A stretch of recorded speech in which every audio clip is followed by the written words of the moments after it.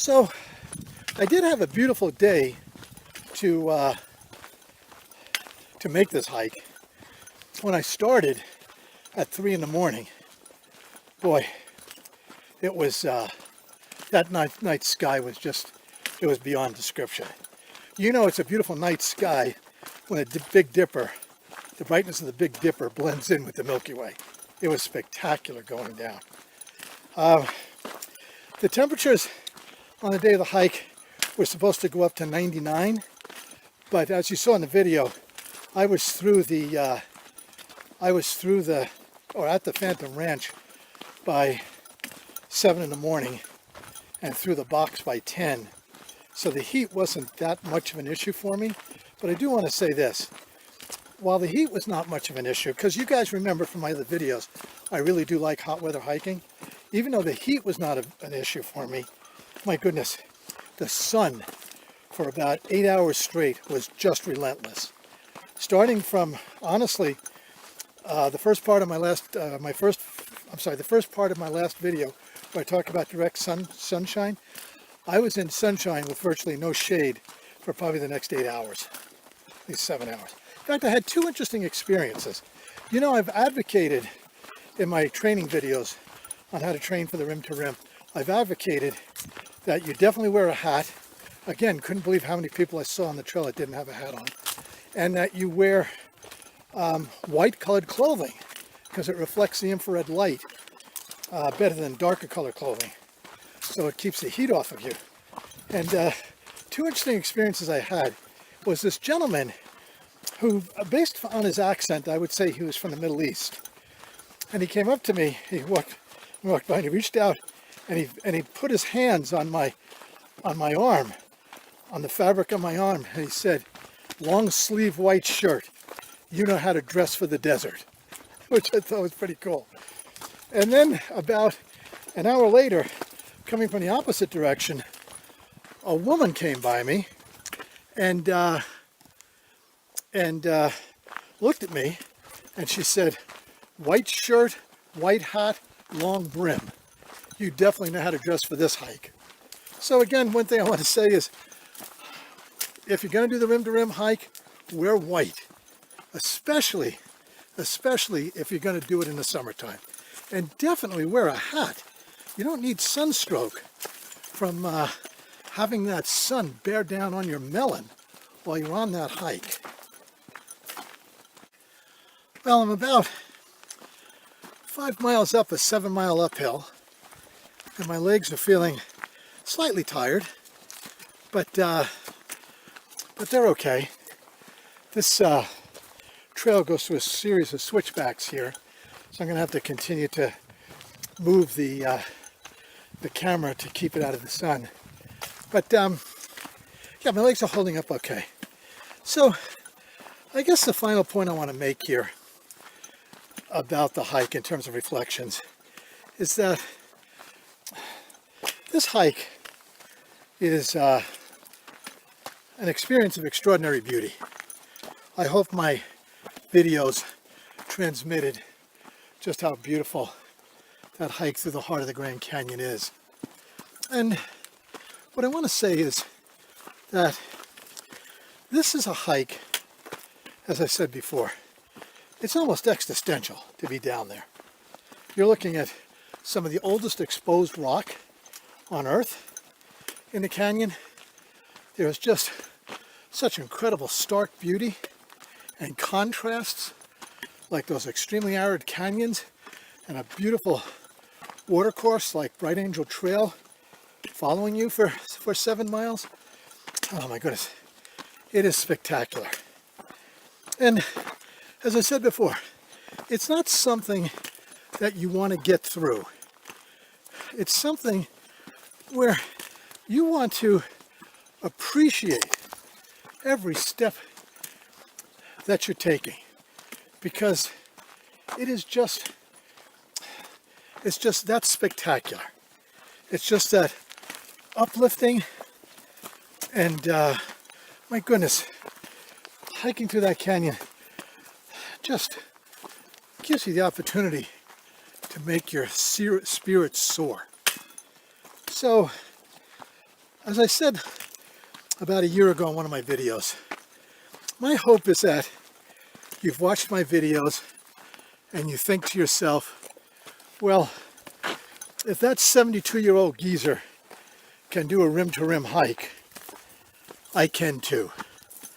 And the fact is that as long as you don't have medical conditions that prevent that from happening, yeah, you can. But as strongly as I can caution you, do not think, even if you run marathons, because I've talked to marathon people who have done a rim-to-rim hike, even if you run marathons, do not think that you can roll out of your car and do this hike without training. You have to train, and you have to train hard. And I also want to say that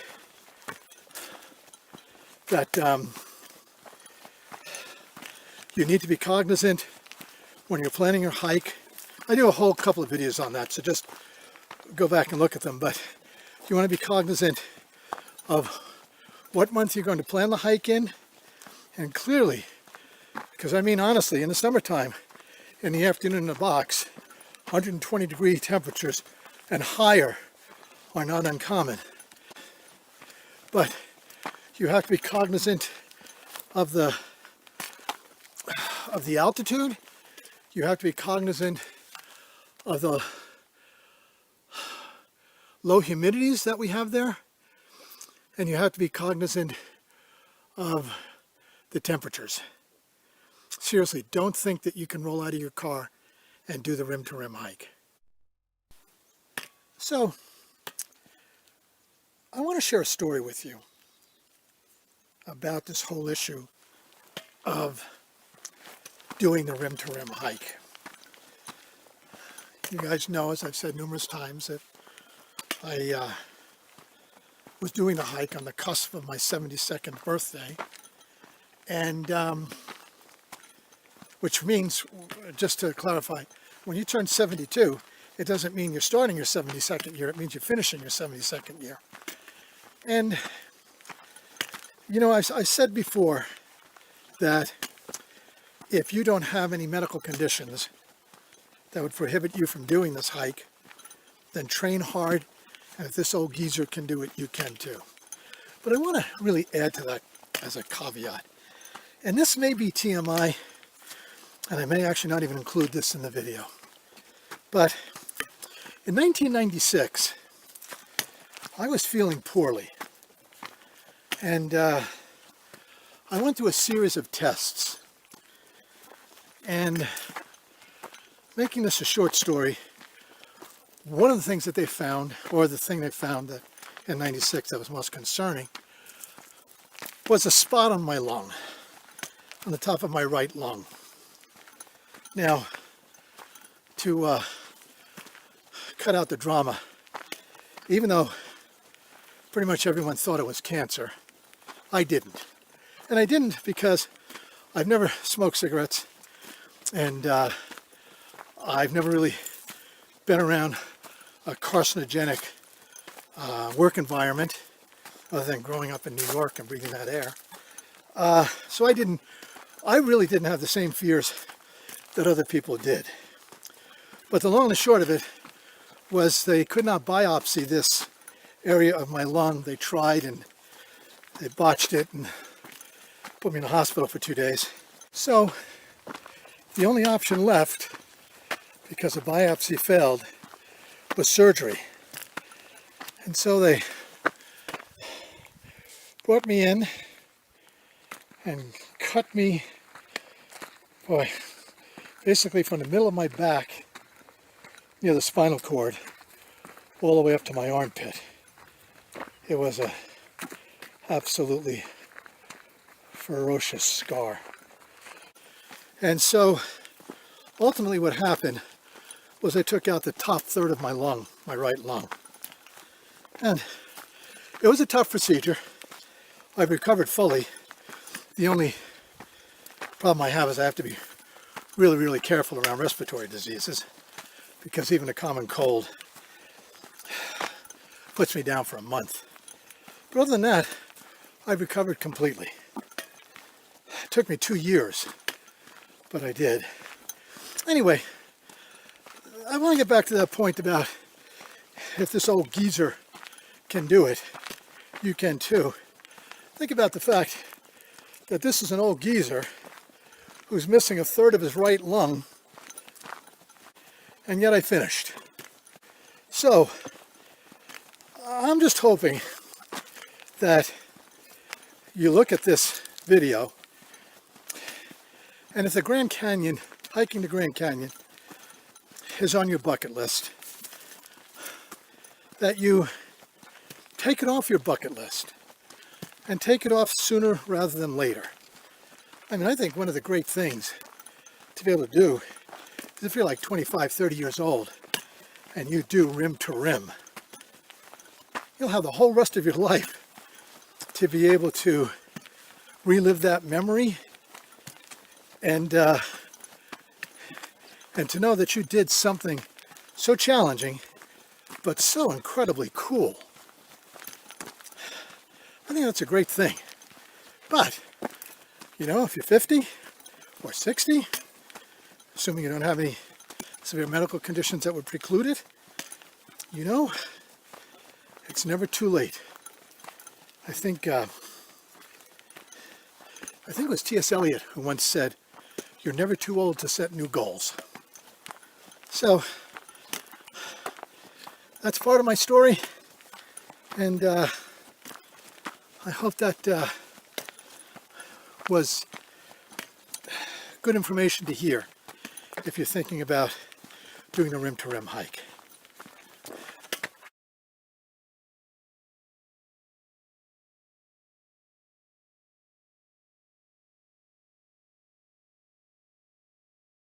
So I want to tell you about this funny experience I had down in Manzanita, at the Manzanita rest area.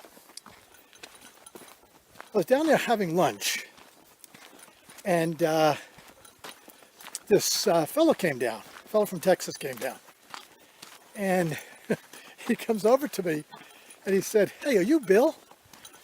And I said, "Yeah, I am." He said, "No, I just had a really pleasant conversation with your wife up at the trailhead. She's up there waiting for you." So we chatted for a couple of minutes. And one of the things that she did, which was really cool, I'll tell you why in a second, but one of the things that she did was she gathered the people together. People who were waiting for people to come off the trail and people who had finished the hike. She gathered them together and put together a cheering section so that when people got off the hike, there would be a group of people cheering them on for completing the hike, which I thought was pretty cool. And I have to admit that when I got off the trail and there was a group of about 15 people still waiting for people to come up, and a few hikers were left too, and those people were cheering, first of all, I couldn't believe that a 72-year-old guy had just completed that hike. That's how severe it was. But man, they were coming over and, you know, they were fist bumping me and they were cheering, and a couple of them said they wanted to be me when they were 60, when they were 70. And I have to tell you, it was really pretty uplifting to have that cheering section at the end of that long hike.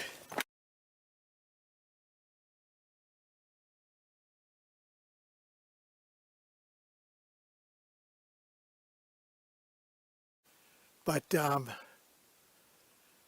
yeah, I mean, you're looking at a guy who did it both ways.